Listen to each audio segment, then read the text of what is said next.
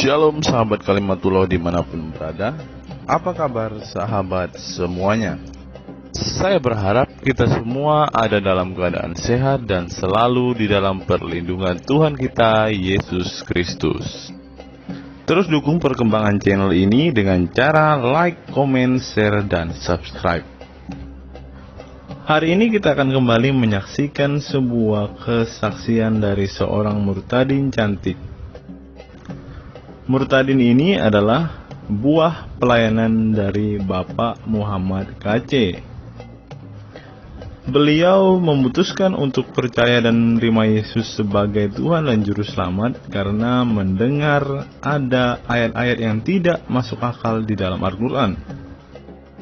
Seperti salah satunya adalah surat Al-Jin, di mana Rasulullah SAW dikelilingi oleh jin-jin. Ternyata Nabi Muhammad tidak dekat dengan Allah. Muhammad dekatnya dengan jin-jin.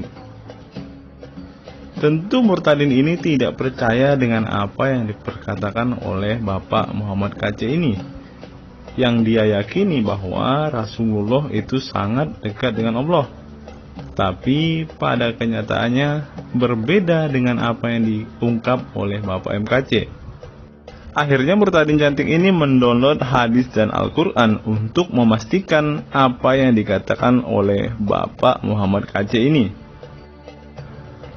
Alhasil yang ditemukan oleh murtadin cantik ini adalah ternyata apa yang diucapkan oleh Bapak Muhammad KC benar-benar tertulis di dalam hadis dan Al-Quran. Untuk lebih jelasnya, mari kita simak kesaksian murtadin cantik ini. Kiranya melalui kesaksian ini, semua kita diberkati dan semakin semangat memberitakan Injil kepada jiwa-jiwa yang tidak mengenal Tuhan. Selamat menyaksikan. Saya mau menceritakan teman-teman, sebelum saya mengenal Tuhan, saya itu taat dengan agama saya. Karena dari kecil saya sudah didoktrin, sudah diajarin memang untuk sholat nggak pernah tinggal.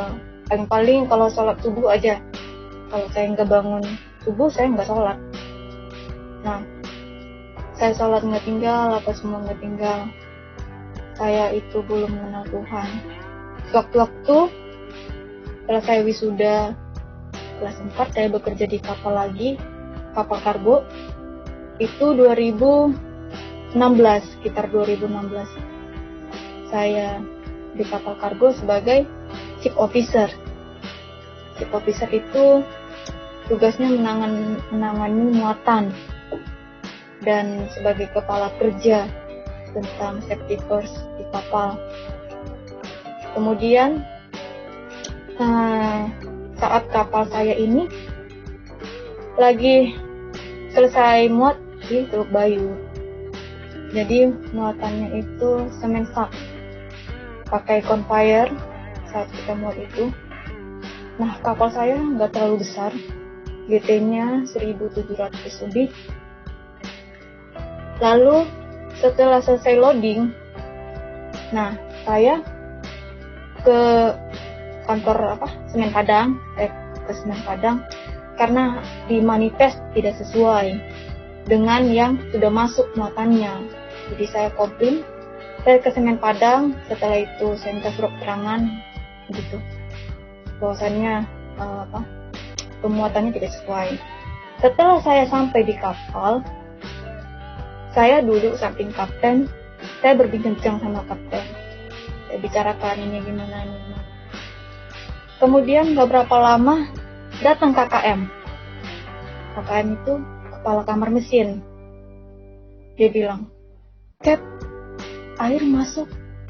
Ada yang bocor dari lunas deket as propeller." Lalu kaptennya panik. "Loh, kok bisa, Bas?" gitu. Ya saya juga nggak tahu, itu airnya udah masuk, cuma nggak terlalu besar. Jadi lubangnya itu lumayan ya, segini ya. Nah, saat bocor itu air masuk terus. Posisi bocornya itu di as propeller baling-baling, kemudian pada lunas. Nah, di lubang lunas itu di situ bocornya.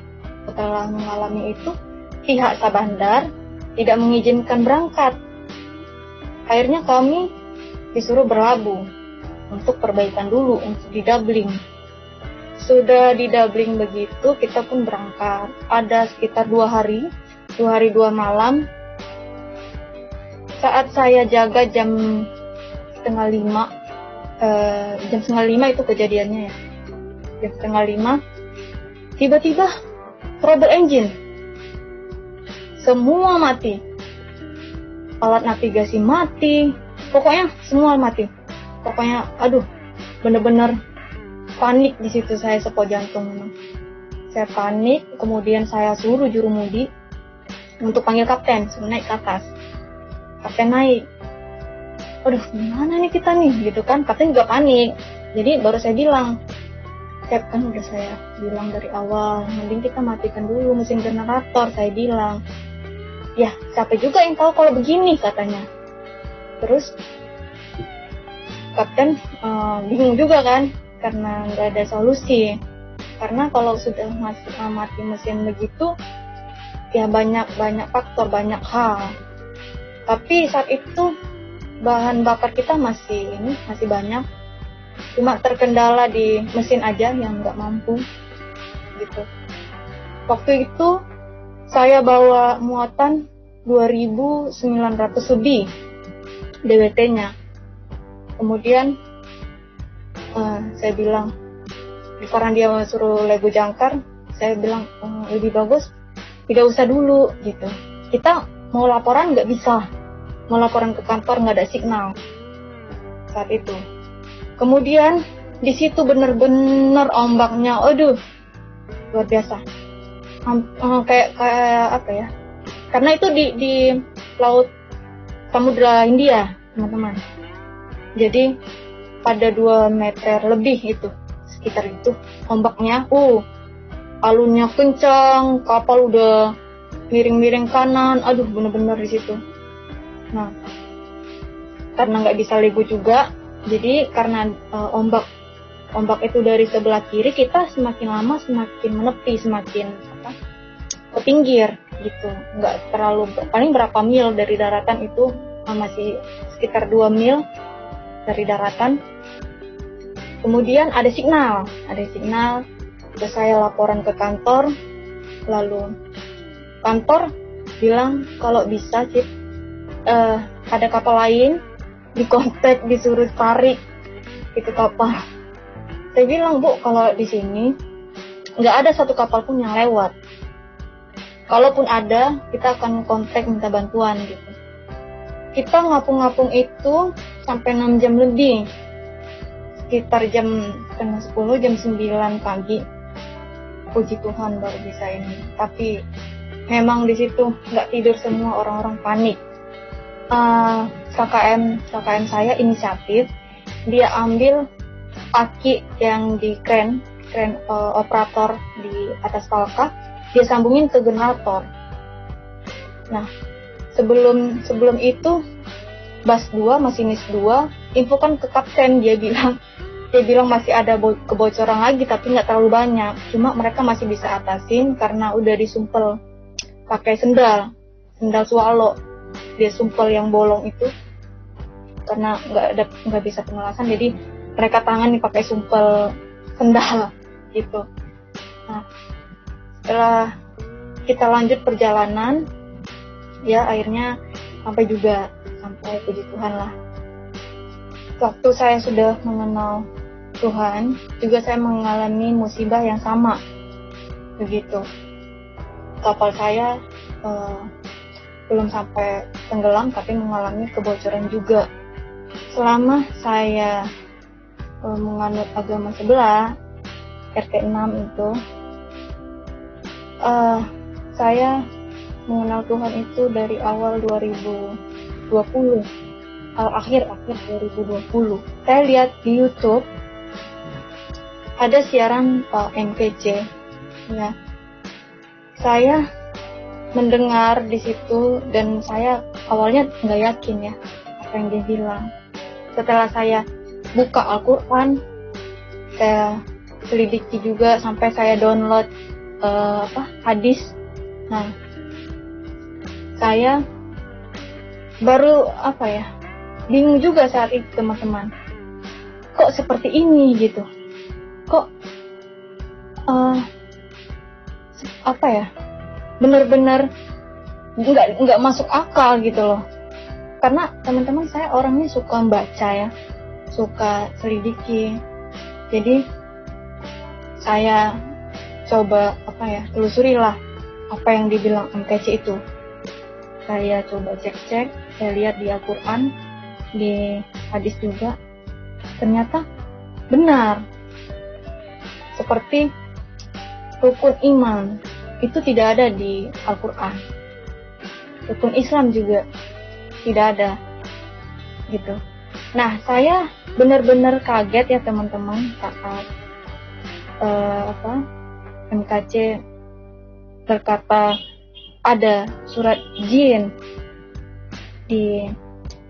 Teman-teman bisa baca ya di Quran 72 Al-Jin ayat 19. Quran 72 Al-Jin ayat 19. Itu artinya, dan sesungguhnya ketika hamba Allah Muhammad berdiri menyembah melaksanakan sholat, mereka jin-jin itu berdesakan mengerumuninya. Nah, jadi saya mikir, masa iya Muhammad ini mengurumuni jin gitu. Terus dibilang MKC bilang tidak ada di ayat bahwa Muhammad itu dekat dengan Allah SWT. Ya, Muhammad itu dekat dengan jin. Ya, seperti MKC bilang. Jadi saya lalu saya sampai catat di sini ya teman-teman, apa yang dibilang MKC itu. Saya sampai catat. Terus ada di Quran surat 43 Al-Zuhruf ayat 46. Nah, jadi di situ saya udah benar-benar kecewa gitu, maksudnya kok seperti ini gitu kan, ternyata begini, kok bisa gitu. Nah, sampai saya buka tuh satu-satu tuh albumnya MKC, saya lihat satu-satu videonya sampai habis tuh ya. Terus benar-benar teman-teman, di situ saya baru sadar bahwasannya memang apa yang dibilang dia itu benar adanya. Karena pembuktian dari omongan dia ternyata ada di ayat langsung. Misal rukun Islam itu nggak ada di Al-Quran. Memang benar itu nggak ada. Kemudian ada hal juga ya, saya mengira begini, Tuhan Yesus ya benar-benar datang ke muka bumi untuk menyelamatkan umat manusia ya, sebagai sang juru selamat. Tapi di Al-Quran ayat Isa saya baca, kenapa kok Isa ini sama hal dibilang seperti Tuhan di Kristen, dia akan bangkit di akhir zaman. Kok sama ya gitu kan? Saya di situ benar-benar bingung gitu. Kok di Alkitab bilang sama, jadi yang mana yang bangkit di akhir zaman gitu kan? Nah, setelah saya tahu, ternyata Al-Quran itu muncul setelah adanya Alkitab. Saya pikir gitu, terus saya kan baca di ayat Isa di Al-Quran. Di situ dia punya ibu Maryam, itu terus dia juga lahir pohon korma, beda dengan Tuhan Yesus, lahir di kandang domba di Bethlehem. Nah, saya mengira gini, berarti kalau memang Alkitab di luar ada, di luar turun, berarti Al-Quran selama ini serupakan dong gitu. Tidak mungkin Al-Quran itu kalau memang gini ya, kalau memang dia menceritakan hal lain gitu, nggak usah tentang Isa, tentang ini gitu kan, tentang nabi-nabi yang ada 25 nabi di itu yang tertulis. Nah, nabi-nabi itu saya juga berpikir Pak gini, kok nabi Adam, Idris, Nuh, Hud, Soleh sampai Isa, Muhammad sampai 25 nabi. Kenapa ini nabi-nabinya sama di ini ya kitab gitu kan? Tapi ceritanya beda. Terus saya bingung. Sampai Pak, karena saking penasarannya ya Bapak Ibu kalian, saya download Alkitab.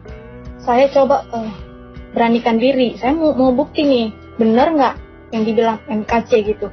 Saya baca dari Perjanjian Baru. Saya baca dari awal kan. Awal mulanya bumi diciptakan ya selama 6 hari Allah menciptakan langit dan bumi. Nah di situ terinci banget, maksudnya ringkas banget, detail gitu.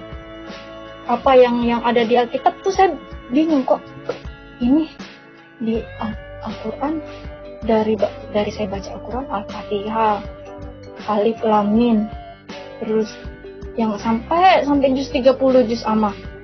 Kok nggak ada ceritanya seperti ini gitu?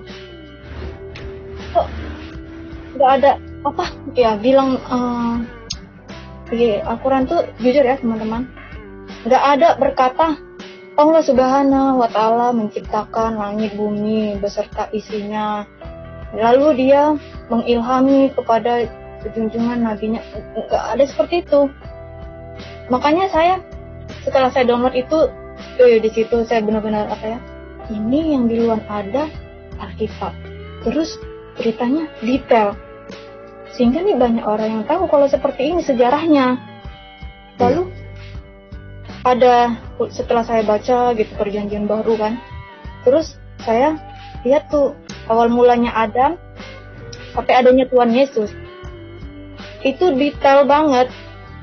Keturunannya ya, silsilah sejarahnya ini misalnya ya, Abraham melahirkan anak ini, keturunannya ini, Ishak, Yakub ini itu. Tapi kok di Al-Quran kok saya nggak ada ini ya bilang keturunan ini, nabi ini gitu. Cuma yang saya lihat di Google itu Pak, saya lihat di Google ada diagram kan Adam ini. Nah kalau Isa kan banyak ya itu dia tabel-tabelnya gitu kan, silsilahnya nabi-nabinya gitu yang saya lihat di Google. 25 nabi itu. Di situ kan ada Ismail. Terus panjang langsung Muhammad. Nah, saya bingung. Berarti ini keturunan Ismail gitu kan.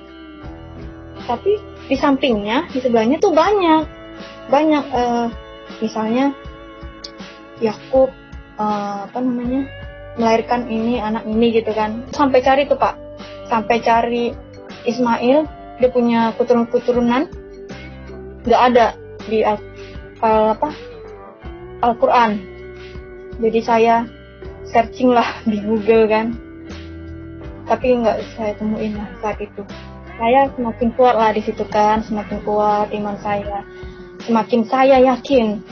Seiring berjalannya waktu, saya berpikir gini Pak, ini saya sudah yakin, tapi saya belum dibaptis. Tuhan, saya berdoa gitu kan Pak, Tuhan tunjukkan jalan Tuhan, aku ingin dibaptis. Saya bilang, ini gimana jalan Tuhan kalau aku nggak dibaptis, nanti aku masuk neraka dong. Terus kan kalau Tuhan mau menyelamatkan harus jadi pengikutnya harus dibaptis dulu. Nah di situ saya cari-cari Pak, saya cari di gereja, tapi saya belum dapatkan. Ada 3 gereja itu. Saya tanya gereja saya belum ada jadwal. Kemudian saya tanya lah gitu, belum ada jadwal ya. Jadi teman-teman, saya ingin cerita sedikit tentang pergumulan saya di rumah, tentang pergumulan dengan orang tua. Itu awal bulan 11 saya ke Medan kan Pak. Dibilang orang tua, pulang Kak, lihat adik kau. Nanti kalau kau udah kerja apa nggak bisa pulang lagi. Saya berpikir, oh ya udahlah, saya pulang.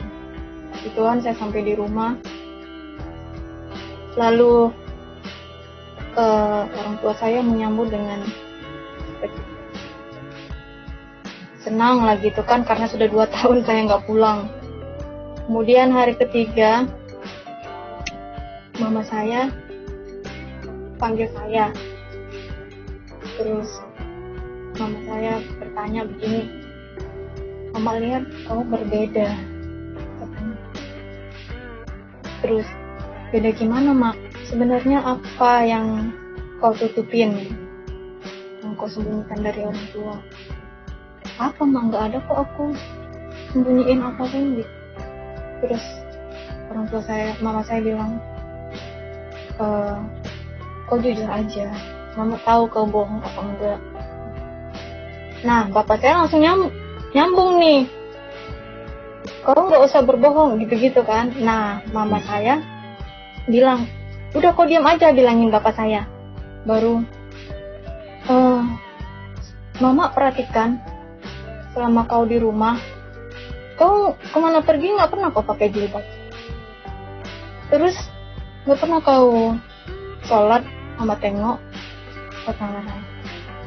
Terus saya bilang, iya mak, kakak ini kepalaku sering rontok, rambutnya ketombe. Jadi kalau pakai jilbab tuh banyak yang rontok. Lalu mama saya bilang, gak usah kau banyak alasan, coba kau ke kamar mandi, aku mau lihat katanya. Bener gak kau orang? Ngapain dia lihat-lihat, aku bilang, ngapain aku bohong. Nah, lalu mama saya berkata, udah jujur aja kau, gak usah kau bohongin orang tua. Kau tahu kalau dosa orang bohongin orang tua bagaimana hukumnya? Kualat kau seumur hidup, katanya gitu. Lalu saya ngomong, buat apa saya bohong? Aku udah mengatakan yang sebenarnya. Terus bapak saya langsung nyambut, langsung ini, komen. Dia bilang, Kak, ayah udah tahu yang sebenarnya. Nggak usah kau bilang, nggak usah kau omongin. Tapi tanpa kau bilang juga ayah udah tahu. Apa ya aku bilang? Sebetulnya kau sekarang agamanya apa? Kata bapak saya. Kenapa ya? Nah, di situ saya berpikir gini. Aduh. Di situ hati saya benar-benar ya kacau, benar-benar ini. Saya bingung. Tuhan, apakah aku harus berkata jujur apa enggak? Ini kalau dalam ajaran Kristus, kalau iya katakan iya, tidak katakan tidak. Di luar dari itu ajaran iblis. Nah, saya ngomong dalam hati Tuhan, oh Tuhan, ini saatnya aku ngomong, aku harus bicara gitu. Kemudian saya bilang, terpaksa saya ngomong, saya bilang, sebenarnya sudah lama saya mengenal Tuhan Yesus, karena dialah penguasa di muka bumi ini, karena dia yang sudah menyelamatkan saya ya. Jadi saya coba utarakan apa yang saya ketahui tentang Tuhan Yesus. Saya coba ngomong ke bapak saya, ke mama saya. Saya bilang, saya ini berapa bulan ini saya mencari kebenaran. Saya coba baca-baca, saya coba banding-bandingkan. Saya bilang ke bapak saya selidiki benar-benar, bukannya saya kucuk-kucuk masuk itu, enggak. Saya bilang, mungkin Tuhan sudah menjamah saya. Aku udah tahu kebenarannya, aku bilang. Jadi nggak salah kan kalau aku bertobat, kalau aku mengikut ajaran Kristus, aku bilang. Terus bapak saya langsung marah di situ. Jadi ceritanya teman-teman, saya mau dibunuh saat itu ya. Gak ada yang bisa menyelamatkan aku, Ma, aku bilang. Gak ada yang bisa nolong aku di akhirat. Gak ada yang bisa bantu kecuali Tuhan Yesus sendiri, aku bilang. Terus iya, memang kalau kecil dosa orang tua yang tanggung, tapi sekarang makin kurang ajar kau karena udah besar. Jadi kau nggak tahu kalau yang kau anut ajaran sesat, ajaran ini yang begitulah kafir apa semua gitu. Nah, saat itu dia menikah, mama saya nangis. Jadi saya pikir, waduh, ini percuma Tuhan kalau aku bilang berkata yang sebenarnya ke orang tua, sama aja tetap bertentangan. Dah, saya masuklah ke kamar. Saya masuk ke kamar, mereka makin menjadi. Mereka makin bertengkar. Aduh, mereka berdua, mama sama bapak saya makin ribut di situ berdua. Di situ hati saya benar-benar di kamar, ya Tuhan, kenapa begini? Saya ngomong, saya ngadu ke Tuhan. Kenapa Tuhan? Saat ini pergumulan sebegini yang harus aku hadapi, harus aku jalani, saya bilang begitu. Terus bapak saya bilang, kalau sampai dia ini nanti nggak ku kasih makan dia itu, kalau perlu ku gerak lehernya, aku jangan main-main sama aku ya, gitu. Itu ada karang ada di bawah tempat tidur kata orang tua saya. Terus dia bilang mau gerak gitu, saya langsung takut. Saya, aduh Tuhan, ini kok seperti ini gitu kan. Nah, pas jam gak lama itu, mama saya sama adik saya yang nomor 2 pergi tengah malam. Jam 11 malam mereka pergi, gak tahu kemana. Pulang-pulang saya disuruh dikasih minum air. Saya disuruh minum air 1 gelas sama mama saya. Dia bilang, minum ini. Apa ini, Mak? Bilang, udah minum aja, punya cerita kau. Baca itu Al-Fatihah, baca dulu Qul huwallahu. Al-Fatihah 3 kali, Qul huwallahu, Qul a'udzu birabbin nas, gitu. Terus saya gini, ini jangan-jangan ini ada apa-apanya nih, jangan-jangan didoain apa gitu kan. Nah, mau nggak mau saya minum. Tapi saya berdoa, ya Tuhan, saya bilang, jika ada di dalam air ini hal-hal, berdoanya saya nggak yang seperti yang disuruh mama saya. Saya berdoa, kalaupun ada hal yang di minuman ini didoain atau apa Tuhan, aku berdoa sekiranya Engkau berkati air ini, tutup bungkus dalam darah-Mu hal-hal yang buruk yang terjadi akan diriku, dalam nama Yesus. Terus saya bawalah tidur. pas besok paginya tiba-tiba datang Ustadz ke rumah. Pagi-pagi dia datang jam 6:30, jam 7 itu dia datang. Pertama dia datang diobatin adik saya yang kesurupan ini. Terus udah selesai saya dipanggil, baru disuruh pakai jilbab kok dulu gitu. Saya pakai jilbab lah ngadep Pak Ustadz itu. Lalu saya ditanyakin ada tiga hal itu yang dia tanya.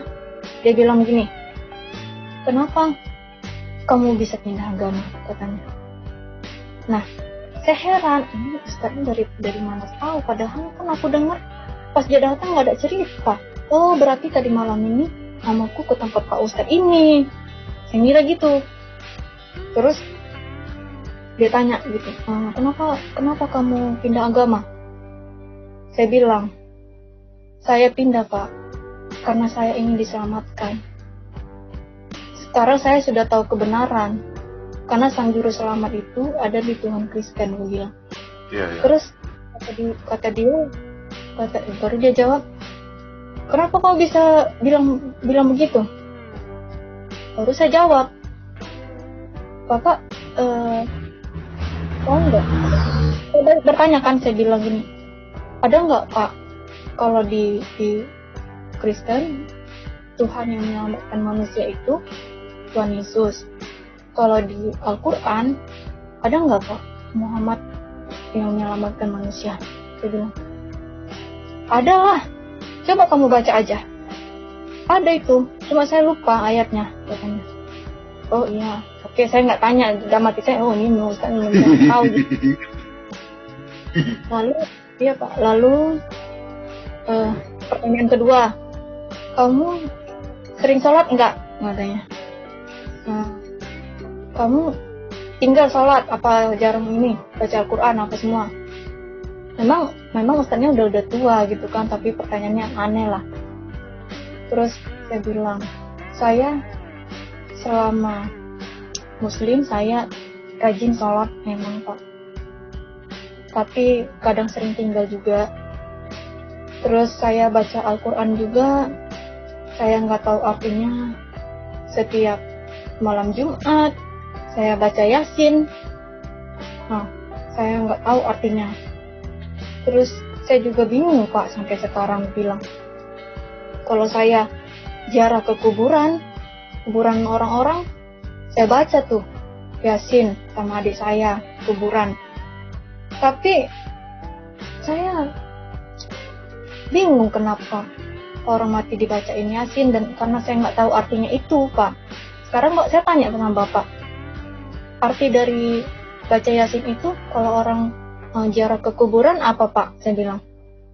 Terus katanya, itu supaya kita membacakan mereka Yasin, supaya mereka di akhirat di sana dilindungi, supaya amal-amal pahalanya itu ke kita, supaya mereka ingat di alam barzah sana, mereka yang udah mati itu, maksudnya ingat, oh ini cucu atau anak aku yang udah bacain doa, oh dia ingat sama aku. Nah, dia bilang gitu, dia cerita lah. Lanjut. Yang ketiga,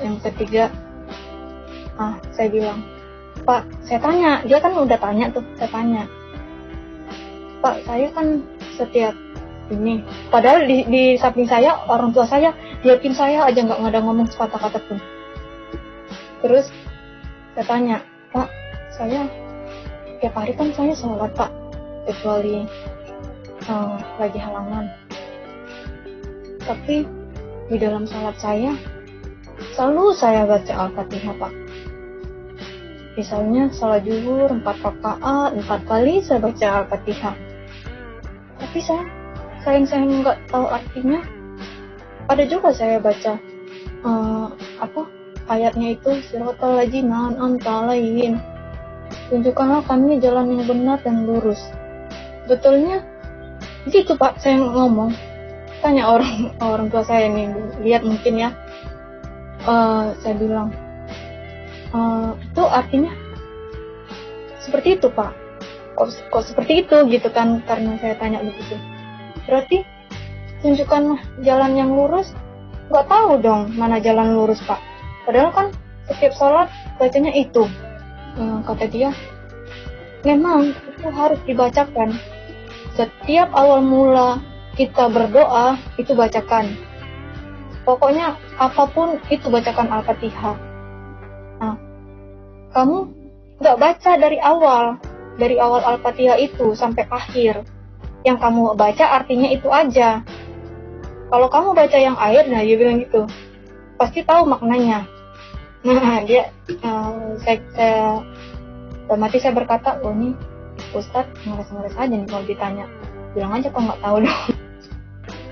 Sudah itu dia suruh, sudah dia tanya begitu, saya juga malas saya bertanya kan jadinya. Dia suruh adik saya ambil dulu air aqua, ambil sama adik saya. Dia baca-bacain itu. Terus, ini kamu minum katanya. Saya suruh minum lagi, nanti sakit lagi kepala saya nih, dalam hati saya kan. Udah minum aja. Di situ saya nolak Pak, saya nggak mau minum. Kemudian mama saya langsung suruh, udah kamu minum aja, nggak usah ngeyel, udah minum aja, nggak usah bantah ini orang kayak gitu-gitu. Terus mau nggak mau saya berdoa, benar-benar Pak. Saya berdoa ke Tuhan begini, ya Tuhan, saya nggak mau kepala saya sakit lagi karena minum air ini. Saya yakin ini Ustaz udah doain saya gitu. Tapi saya percaya Tuhan, Engkau menghapus semua hal-hal yang buruk dari dalam air ini. Karena aku percaya Tuhan, Engkau tutup bungkus dalam darah-Mu. Nah, saya berdoa gitu pokoknya dalam nama Tuhan Yesus kan. Kemudian saya minum air itu. Nah setelah minum, saya nggak sakit kepala saya. Lalu udah saya minum air, saya Ustaz itu suruh adik saya ambil air lagi, pakai aqua yang berapa mili itu Pak, yang lebih besar itu.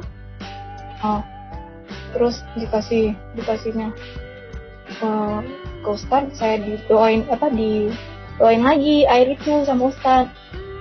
Terus udah didoain, disuruh saya mandi. Dia bilang, pokoknya kamu harus bertobat ya. Sekarang kau baca dulu ayat kursi. Saya baca di situ. Saya baca ayat kursi, terus dia suruh mandi. Mama saya bilang, udah ganti dulu baju kamu, masuk kamar. Nanti baru sama adik kau ini mandi taubat. Tuh. Terus saya masuk kamar. Di kamar itu Pak, pokoknya saya berkeras hati, nggak tahu kenapa ya, mungkin nggak tahu lah, pokoknya saya nggak mau nih, saya nggak mau dimandiin, saya nggak mau, pokoknya saya harus keluar juga dari rumah ini sekarang, mau nggak mau, saya bilang. Nah saya berkeras di situ, pokoknya saya harus pergi. Saya ambil pakaian saya tadi, saya packing, masukin ke tas semua, terus saya ganti baju, udah siap-siap mau berangkat semua. Nah itu pada saat itu tiket udah saya booking untuk berangkat besok padahal, tapi saya bilang ke orang tua hari ini. Nah, jadi saya bawa tas kan keluar kamar, baru mau kemana kau, kata mama saya. Kau disuruh mandi, bukannya mandi malah kau mau pergi. Aku bilang, Mak, kakak minta maaf, bukannya aku mau pergi. Kalau aku mandi nggak terkejar lagi waktuku ini. Tiket aku jam 3 ini. Kalau memang harus mandi nggak apa-apa, aku bawa aja tuh airnya. Nanti sampai sana kakak mandi, bilang. Baru dia bilang, gak bisa, pokoknya kau harus mandi sekarang, ganti baju kau, gak usah kau pergi kemana. Nah terus, gak bisa Ma, aku harus pergi, aku bilang. Aku bawa itu airnya, aku mandi di sana, Ustadz tuh masih ada di situ Ustadz itu. Terus mama saya jadi nangis. Dia bilang, ditahan saya kan, janganlah kau pergi, nggak usah kau ini, harus nurut sama orang tua. Kau ini, jangan kau durhaka begitu. Seperti itulah mama saya nangis-nangis. Lalu bapak saya langsung berdiri, baru dia bilang, oh, kau udah makin kurang ajar ya, katanya. Dari kecil kau diajarin, disekolahin, bukannya makin bagus malah makin parah kau. Udah disuruh kan tadi kau mandi, ngapain kau bawa tas, mau pergi kemana kau? Kata bapak saya. Aku bilang, aku mau ke bandara, tiketku jam 3 ini, aku bilang. Kalau aku nggak pergi ya nggak usah tiketku. Terus mama saya, udah nggak usah kau pergi, nanti diganti tuh tiket kau, pokoknya jangan kau pergi. Oh, bapak saya, dia ambil tas ransel saya tadi, dia ambil, diumpetin ke kamarnya, dimasukin tas saya ke kamarnya dia dikunci. Oh, tiba-tiba dia lari ke depan, dikunci pintu depan. Baru dia lari ke belakang, dikunci pintu dapur. Aduh, bingung saya. Ayah maksudnya apa, aku bilang. Ngapain ayah kunci-kunci semua tas aku diumpetin? Terus dia bilang, iya biar supaya kau jangan ngelunjak. Kau udah disuruh mandi, bukannya mandi, malah kau mau pergi. Nggak usah kau pergi, udah dibilang nggak usah kau pergi. Itu ada parang tuh, nanti ku gerak leher kau ya, yang macam-macam kau. Ya bukan apa, aku mau pergi. Kalau aku nih harus kerja, aku dapat interview pada saat itu. Jadi aku harus ke Jakarta. Kalau aku mau kerja kayak mana, aku bilang. Terus dia makin ngamuk, dia bilang, jangan kau ngelawan orang tua. Kalau kau pergi, gak akan kau bisa injak ini rumah lagi. Gak akan kami terima kau lagi. Terus iya, baru nyambung mama saya. Iya, kalau di antara kami ada yang mati, gak usah kau datang, gak perlu kau. Mama saya langsung ngomong gitu kan. Dari dia nangis dia langsung ngomong gitu. Bukannya dia bela saya lagi. Terus bapak saya bilang, udah, pokoknya kau ganti baju sekarang. Kalau enggak kau nggak usah pergi. Terus karena bapak saya marah itu, saya nggak ini kayak hati saya berkeras. Pokoknya saya nggak mau. Pokoknya saya harus pergi gimana pun caranya. Saya nggak mau mandi. Karena yang saya pikirin kalau saya mandi, otomatis saya kembali agama sebelumnya gitu kan. Saya nggak mau lah. Karena istilahnya mereka bilang kalau udah mandi air tobat itu udah jelas balik gitu. Lalu saya marah di situ karena bapak saya nahan saya dibilang anak neraka apa semua. Saya ngamuk di situ. Kemudian bapak saya mau pukul saya. Terus bapak saya mau pukul saya.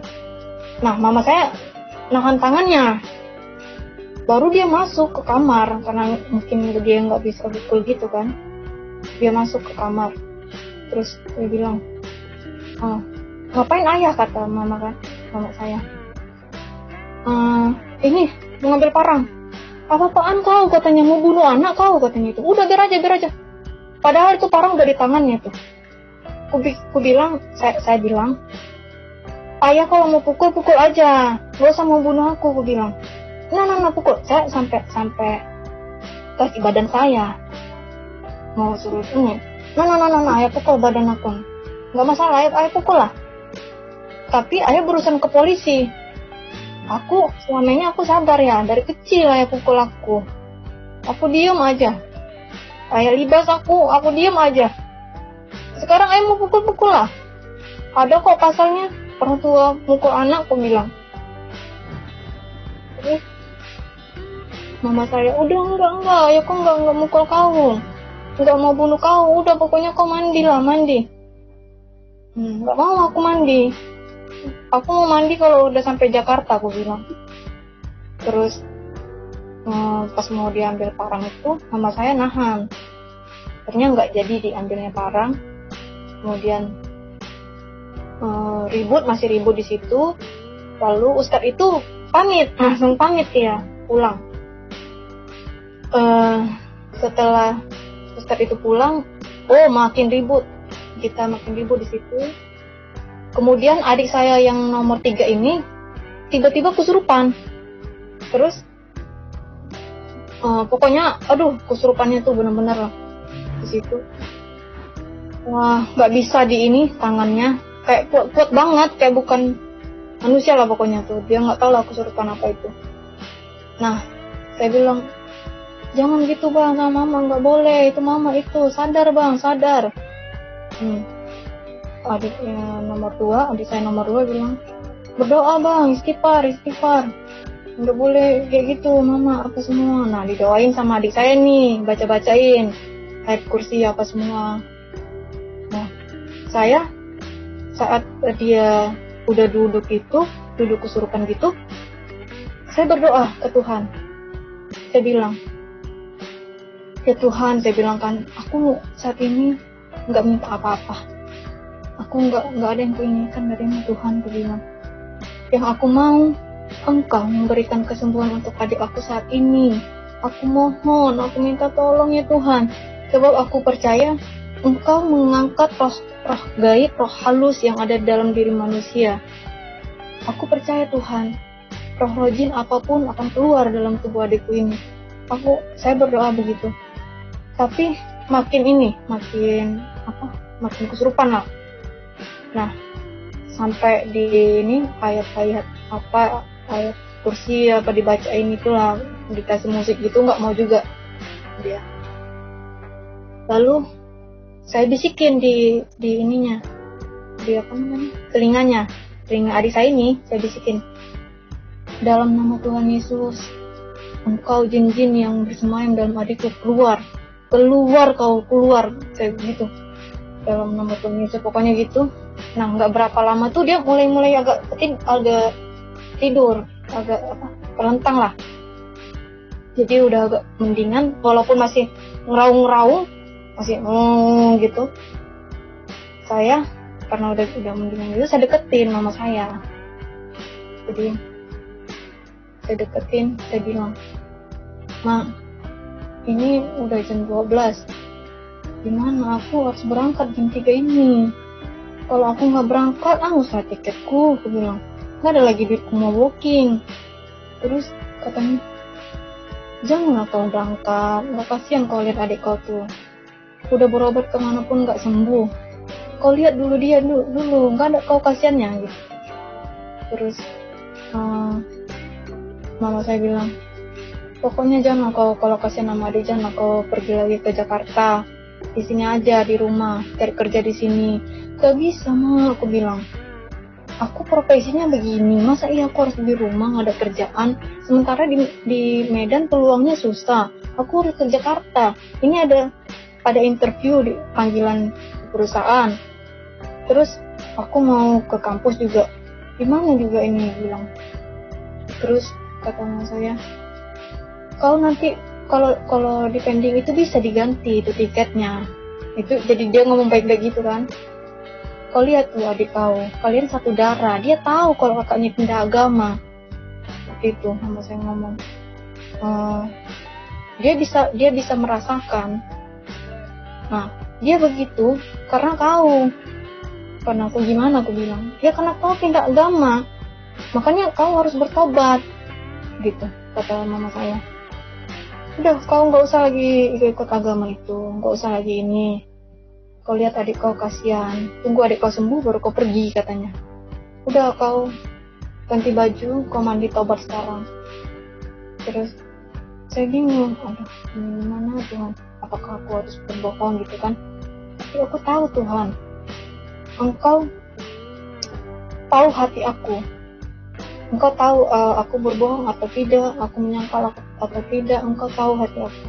Aku percaya itu Tuhan. Nah, kalau saya nggak ini, teman-teman, mungkin saya nggak dikasih pergi dari rumah. Jadi saya terpaksa, saya berbohong.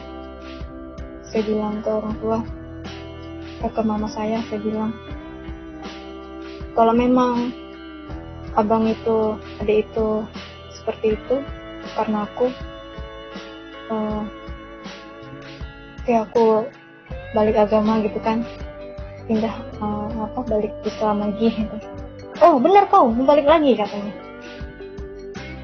Iya mak, yakin kau ya, jangan kau berdusta, ini hari Jumat katanya sama saya.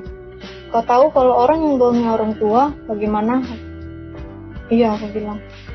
Nah, kalau kau mempermainkan agama, kau tahu sendiri ajaknya gimana katanya. Saya nggak percaya apapun itu, mau kutuk atau apa. Kalau sudah berjalan dalam Tuhan, saya nggak yakin. Terus saya bilang iya aja. Nah, di situ saya dinasihatin sama saya langsung. Nah, janganlah kau pindah lagi, ini dia Kristen itu begini. Oh kalau ke Islam gini, nanti kita di surga bersama-sama ini gitu-gitulah. Terus datanglah bapak saya. Dia bilang, karena mungkin adik saya panggil ya, dia datang, bapak saya langsung. Dia bilang, betul kok ya kak, kau sungguh-sungguh mau balik kan? Nah, kalau kau pindah dari Islam ke Kristen hanya karena orang, gak usah kau anggap orang tua lagi. Dan kalau kau balik ke agama sebelumnya lagi, gak usah kau datang ke rumah lagi. Nah, terus kau bersumpah dulu sekarang katanya. Saya bersumpah di situ. Saya bilang, ya jujur, karena aku udah tahu kebenaran, saya bersumpah. Saya bilang, aku bersumpah dalam nama Tuhan Yesus, gak ada siapapun yang menyuruh, yang ngasih air apa. Karena dia bilang, ada yang ngasih kau air ini, kau bersumpah dulu gitu kan. Nah, saya di situ bersumpah lah. Saya bersumpah dalam nama Tuhan Yesus. Dia nggak terima. Nggak usah kau bersumpah dalam nama Tuhan Yesus. Kau bersumpah demi Allah. Oke, aku bersumpah juga. Saya bersumpah demi Allah. Nggak ada siapapun yang suruh saya untuk pindah agama, untuk kasih apapun, air apapun, karena nggak ada dalam Kristen air begitu. Saya ngomong gitu, kalau orang suka seperti itu ke orang tua. Terus saya dibilang, berarti memang benar nggak ada yang suruh kau masuk Kristen? Enggak. Sekarang kau bersumpah lagi. Disuruh bersumpah lagi bahwasannya saya mau balik ke Islam, yakin gitu. Saya bersumpah juga. Tapi saya nggak bersumpah demi Tuhan Yesus. Saya bersumpah demi Allah, karena mereka nggak mau dengar sumpah-sumpah Tuhan Yesus. Saya bilang, saya bersumpah demi Allah saya balik Islam. Nah, sekarang kau mandi, bapak saya suruh kau mandi air itu, ya, kau sholat taubat, terus sholat zuhur, kau mandi. Nah, saya ikutin tuh apa yang dibilang orang tua. Lalu saya ke kamar, ganti baju, terus mandi. Nah, sebelum mandi dituntun sama adik saya. Saya nggak boleh mandi sendiri. Jadi adik saya yang baca doa, saya ikut juga apa doa yang dia bilang, doa ayat taubat itu kan.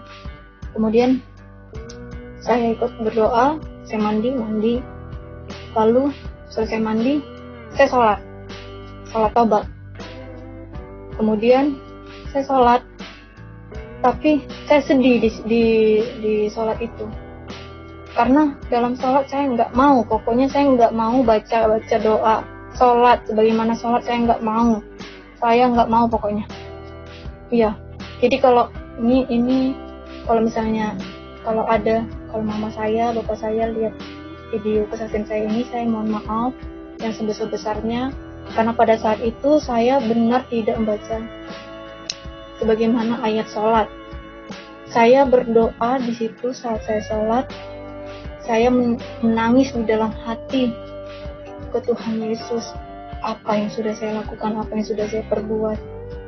Saya minta maaf ke orang tua saya terlebih dahulu, karena memang mungkin orang tua saya saat saya sholat itu melihat saya, sudah taubat gitu, padahal tidak sebenarnya seperti itu. Kemudian saya sholat, nggak tahu entah berapa rakaat itu. Pokoknya saya sholat, saya berdoa ke Tuhan, saya ngadu, saya sedih gitu. Saya berkata begini, Tuhan, apa yang aku perbuat ini tetap aku lakukan, mau sholat atau gimana pun, tapi aku tahu Tuhan, Engkau tahu hati aku, Engkau mendengar, Engkau bisa melihat apa yang aku alami sekarang. Aku tidak mau menyangkal dirimu Tuhan, saya bilang. Tapi aku tidak mau juga bohongin orang tuaku seperti ini. Apa yang udah aku perbuat Tuhan? Saya benar-benar saya rasa bersalah di situ. Karena saya takut ya sama Tuhan, tapi saya takut juga bohongin orang tua. Tapi tetap saya di situ nggak tahu entah berapa rakaat, pokoknya saya ngomong cerita apa, ngomonglah ke Tuhan Yesus apapun itu. Pokoknya saya nggak mau entah apa, baca niat apa juga, saya gini aja. Pokoknya saya udah nggak mau gitu. Saya nggak mau baca ayat sholat. Terus saya di situ saya ngomong ke Tuhan. Lalu setelah selesai sholat taubat itu, saya sholat zuhur. Nah, saya sholat zuhur juga begitu. Saya nggak mau saya berdoa itu. Jadi saya nggak tahu berapa rakaat itu pokoknya. Saya berdoa aja ke Tuhan. Saya takut Tuhan Yesus marah gitu. Saya yakin mungkin Tuhan kecewa mungkin saat itu ke saya. Tapi saya percaya Tuhan tahu hati saya. Karena di hati saya ada Tuhan Yesus. Walaupun saat itu saya belum dibaptis, tapi saya percaya gitu. Roh Kudus selalu menyertai saya. Tuhan tahu saya yakin itu. Lalu saya selesai sholat zuhur, kemudian saya deketin orang tua, terus mereka bilang, udah benar-benar ya, udah sungguh-sungguh ya kau, udah tobat sekarang katanya. Iya mak.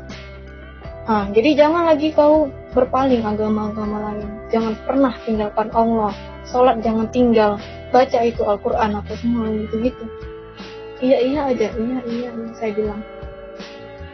Kemudian ya udah, kau kalau mau pergi bagus-bagus di Jakarta, jangan lagi yang enggak kau ini, jangan lagi kau pindah-pindah agama, musyrik, jangan lagi ini apa semua. Iya aja. Nah, ada hal yang lebih parahnya, mereka bilang kalau bisa kau buang itu ke sungai, kau pegang pakai plastik ya, jangan kau pegang pakai tangan kau. Nah, puji Tuhan saya sudah sampai di Jakarta malam itu. Kemudian singkat cerita, saya sudah ada jadwal baptis. Saya sudah dibaptis, saya senang sekali ya Tuhan. Jadi sekarang saya sudah jadi lahir baru, jadi anak Tuhan. Saya bersyukur sekali. Kiranya melalui kesaksian yang kita saksikan bersama-sama hari ini dapat meneguhkan iman percaya kita kepada Tuhan Yesus, bahwa hanya Yesuslah satu-satunya Tuhan dan Juru Selamat yang dapat menyelamatkan setiap orang yang percaya kepadanya. Sekian video saya hari ini. Kiranya video hari ini bisa memberikan pengetahuan baru bagi kita semua. Salam waras, salam sadar, sampai bertemu di video-video saya berikutnya. Tuhan Yesus memberkati kita sekalian.